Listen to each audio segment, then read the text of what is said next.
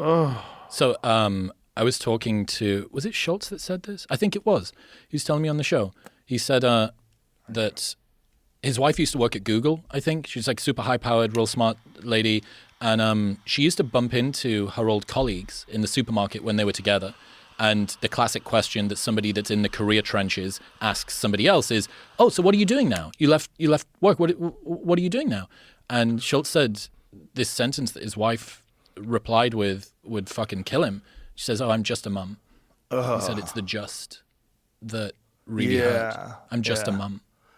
Well, that's how you feel like you're supposed to admit that you're just a mom. That fucking hurts, dude. To derogate the people that are literally raising the next generation. Yeah. That's another point, actually, about sort of men falling behind. I think it seems like young boys are more negatively impacted by fatherless homes than young girls are. Mm-hmm. So any boy that grows up in a non-intact household is more likely to end up in jail or prison than they are to complete college. Yeah. In the US. Yeah. Any non-intact, that's adopted, step-parent, single parent, any non-intact home, they're more likely to end up in jail or in prison than they are to complete college. Yeah. And the same statistic is not true for girls. And this, again, the zero-sumness of the... So what do you say? Are you saying that we need to hold girls back? It's like, no. You do not need to hold one group back in order to be able to raise another one up. And we spent 50 years really pedestalizing and helping take the reins off of young girls so that socioeconomically they can look after themselves. They're no longer financial prisoners of their partner, which is a big deal. You look at the divorce statistics from the past and proclaim it as some, amazing cultural outgrowth. And you go, how many women stayed in those relationships because they fucking couldn't afford to leave? Right. They had no other option to do that. That's scary. That's scary. That's why women are so picky. And they should be. Yep. It's also crazy that we put value in our lives on money above everything, including above doing a good job raising your children.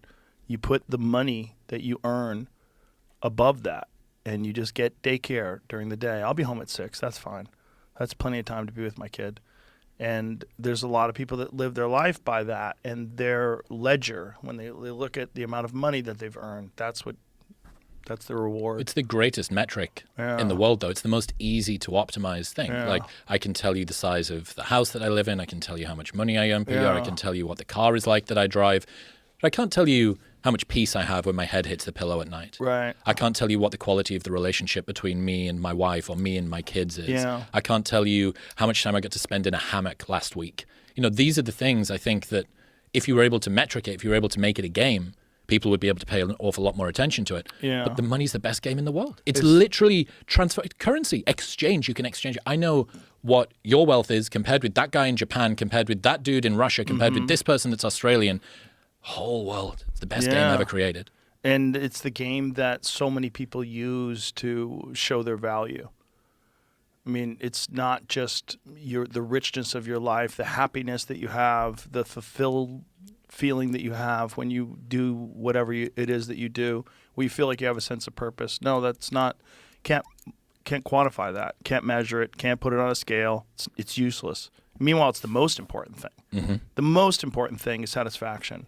Satisfaction in your life, community, love, friendship, happiness, a sense of purpose. Like you enjoy what you do. That's so important for life. Mm-hmm. If you are just doing something you don't want to do just for money, you live in hell.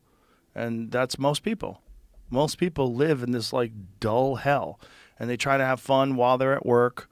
They try to, have people that they talk to at work. Hopefully you make some good friends at work and you can enjoy your chitter chatter at the water cooler. But the reality of that life is just mostly suck.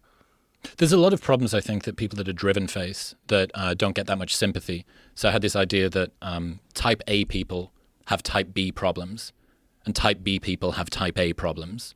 So insecure overachievers need to learn how to chill out, and lazy people need to learn how to work hard and be more disciplined. Mm-hmm. And most people that listen to shows like yours or mine are probably some version of type A, like a kind of walking anxiety disorder harness for productivity.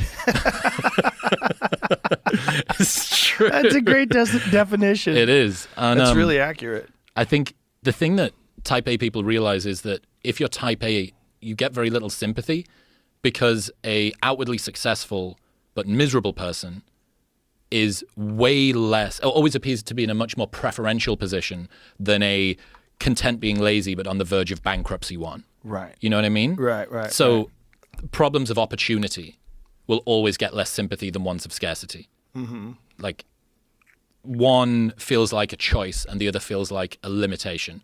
One is like a bourgeois luxury and the other is like a systemic imposition. You know, I need someone to teach me how to switch off and relax feels dopaminergic and opulent and addicted and privileged.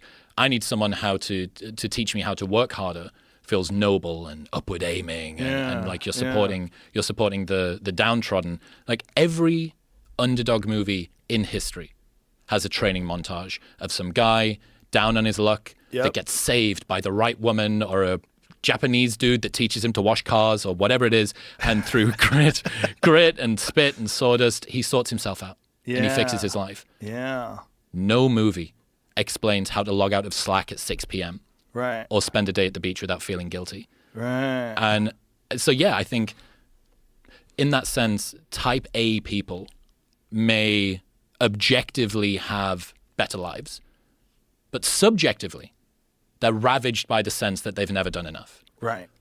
They wake up every single morning feeling as if they're already trying to repay some productivity debt. And only if they dance through the day completely perfectly, nail every single task, can they go to bed not feeling like a waste man. Yeah. That's where they're at.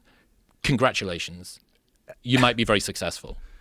You also might be very miserable. You're most likely going to be miserable. That's the cold, hard reality of most CEOs. Most really wealthy people, when you see them pull up in the yacht, they're fucking living hell. I think when you look at people that are super outlier performers, you should probably, your first emotion should not be envy. It should be pity. You should think, what's it like inside of that person to drive them to do what they did to themselves, to put them in that position? What's their background like? What happened in their childhood? What do they think about their own sense of self-worth? Yeah. In